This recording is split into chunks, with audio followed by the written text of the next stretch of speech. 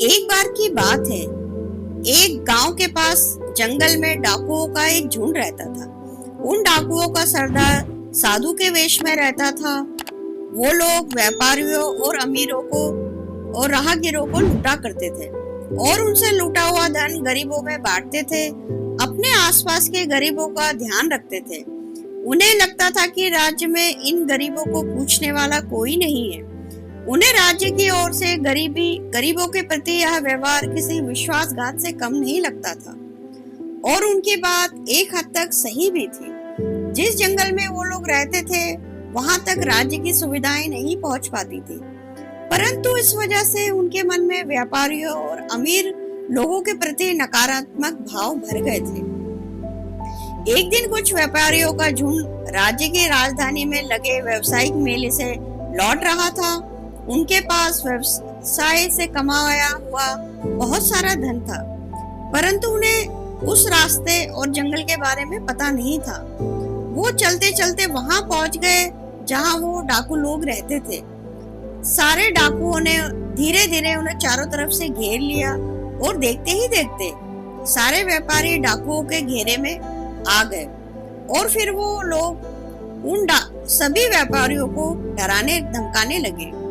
तभी उन डाकुओं की नजरों से बचकर एक व्यापारी अपने धन का थैला लेकर धीरे धीरे भागा और भागकर वो पास के एक तंबू में घुस गया और जोर जोर से सांसें ले रहा था। भागते भागते थक गया था और डरा हुआ था। तभी उसने देखा कि उस तंबू के अंदर एक साधु माला जप रहा है। उसके हांफने की आवाज सुनकर साधु जप से उठा और व्यापारी से गुस्से में पूछा कि उसने उसके जप में विघ्न क्यों डाला और आखिर उसने उसके तंबू में आने की हिम्मत कैसे की। इससे पहले कि साधु कुछ और बोल पाता, व्यापारी ने धन से भरा हुआ थैला उस साधु को संभालने के लिए दे दिया और कहा, पूरे साल की मेहनत के बाद राजधानी के मेले में जो धन प्राप्त हुआ है वो मैं आपको दे रहा हूँ। यह मेरे परिवार की रोटी के लिए है। हमें डाकुओं ने घेर लिया है। यदि हम मारे गए तो मेरे परिवार तक यह धन पहुंचा दीजिएगा, अन्यथा वो लोग भूख से मारे जाएंगे। हम सुंदर नगर के निधि सरोवर के पास रहने वाले व्यापारी हैं। अब मैं जाता हूँ। यदि डाकुओं ने मुझे आपके पास देखा तो आपको भी मार देंगे। यह कहकर वहां भागने लगा। साधु को मानो होठ ही सिल गए हो। वह कुछ न कह सका। जब व्यापारी के जाने का एहसास हुआ तब वह यही कह पाया कि तुम निश्चिंत हो जाओ, मैं तुम्हारे धन की रक्षा करूंगा। व्यापारी के इस विश्वास ने डाकुओं के सरदार को अंदर तक झकझोर दिया था। वह यह सोचने पर मजबूर हो गया कि क्या राज्य की सुविधाएं उस जंगल में ना पहुंच पाने की वजह से जिन लोगों को लूटता था वो गलत था, क्योंकि वो भी तो मेहनत से धन कमाया करते थे और उन्हें राज्य से ये धन प्राप्त तो नहीं होता था। इन सब बातों ने उस डाकुओं के सरदार को परेशान कर दिया। उसे ऐसा लगता था कि वो सही काम करता है, जबकि आज से उसे अपने किए हुए पर बहुत ही पछतावा हो रहा था। तभी उसे व्यापारियों के चीखने की आवाज आई। वो भागता हुआ बाहर आया और उसने देखा कि व्यापारियों को बंदी बनाकर उन्हें उसके चेले डाकू लोग मार रहे हैं। तभी वो तंबू के अंदर से छुपकर बाकी डाकुओं को रुकने का आदेश दिया। उनमें से एक डाकू ने हिम्मत कर तंबू में आकर आदेश के बारे में पूछा। तब सरदार डाकू ने कहा, इन सभी व्यापारियों को जाने दो और इनका धन वापस कर दो। डाकू इस बात पर सहमत नहीं थे। उनके जीने खाने का यह एक स्रोत था।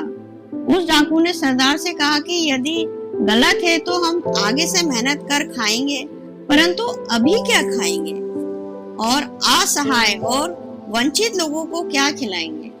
फिर सरदार ने कहा, यदि ऐसी बात है तो लूट का आधा माल व्यापारियों को वापस कर दो और उन्हें जाने दो। इस पर सबकी सहमति बनी और व्यापारियों को आधा धन देकर जाने की अनुमति दे दी गई। फिर कर व्यापारी अपना थैला वापस लेने तंबू में आया और यहाँ क्या, उसकी आंखों से सच्चाई देखकर वह स्तब्ध था। जिस साधु को उसने अपना थैला दिया था वह तो साधुओं का डाकुओं का सरदार था। लूट के धन को वह दूसरे डाकुओं में बांट रहा था। वह सब देख व्यापारी वहां से निराश होकर वापस जाने लगा। वह मुड़ मुड़कर तंबू की तरफ देख रहा था और ठगा सा महसूस कर रहा था, मगर उस साधु ने व्यापारी को जाते हुए देख लिया था और बाहर आकर उसने कहा, रुको, तुमने जो धन का थैला मुझे दिया था वह ज्यों का त्यों ही है। और साधु ने व्यापारी का धन से भरा हुआ थैला वापस कर दिया। अपने धन को सलामत देख व्यापारी खुशी से गदगद हो गया और साधु को दान देने की इच्छा जाहिर की, परंतु साधु ने मना कर दिया और हाथ जोड़कर नमस्कार कर तंबू की ओर चला गया। व्यापारियों का झुंड भी खुशी खुशी अपने सुंदर नगर की ओर चल पड़ा। जब सरदार तंबू में वापस लौटा तब वहां बैठे अन्य डाकुओं ने सरदार से पूछा कि हाथ में आए धन को इस प्रकार क्यों जाने दिया।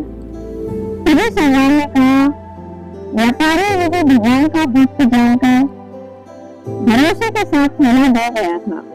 उसी कर्तव्य भाव से मैंने उसको थैले को वापस दे दिया। किसी के विश्वास को तोड़ने से सच्चाई और ईमानदारी हमेशा के लिए शत्रु घरों में आ जाती है। बिल्कुल वैसे ही जैसे राज्य की सुविधा यहाँ न पहुँच पाने की वजह से हमारा राज्य का विश्वास उड़ गया और हम सच्चाई और ईमानदारी के रास्ते से भटक गए।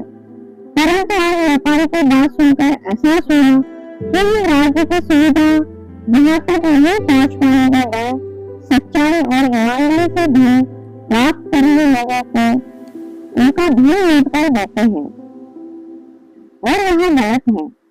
आज से हम सब मिलकर मेहनत करेंगे और अपने साथ साथ सभी वंचित लोगों की भी सहायता करेंगे।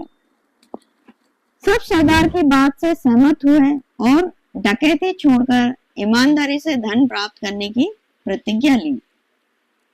दोस्तों, अगर आपको हमारी ये प्रस्तुति पसंद आई हो तो हमें कमेंट करना ना भूलें, लाइक करें, शेयर करें और हमारे चैनल को सब्सक्राइब करें।